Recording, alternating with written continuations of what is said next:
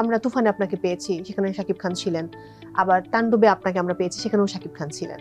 So এটার কি তাহলে স্ক্রিপ্টিং বা অনেক এইটা বেশি আই থিঙ্ক এটা ডিপেন্ড action? করে, হ্যাঁ এটা ডিপেন্ড করে, কারণ একটা ছবি যখন আসে এটা প্রোডিউসিং কোম্পানি থেকে আসে, তারপর প্রোডিউসিং কোম্পানি একজন ডিরেক্টর সিলেক্ট করেন, তারপর ওনাদের ডিসকাশন ওয়াইজই ওনারা আসলে ডিসাইড করেন যে ওনারা কার সাথে কাজ করতে চান, কাদের সাথে কাজ করতে চান, কে ওনাদের এই স্ক্রিপ্টের পারপাসটাকে সার্ভ করতে পারবে।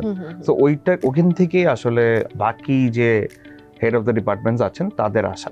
টোটাল কতদিন শুটিং করতে হয়েছে তাণ্ডবের? তাণ্ডবে আমাদের শুটিং ছিল আই থিঙ্ক 37 days। 37 ডেজ, মানে ইটস হিউজ। মাঝখানে কোনো গ্যাপ নেই, মানে টানা শুটিং? না টানা না, মাঝখানে গ্যাপ ছিল, মাঝখানে গ্যাপ ছিল।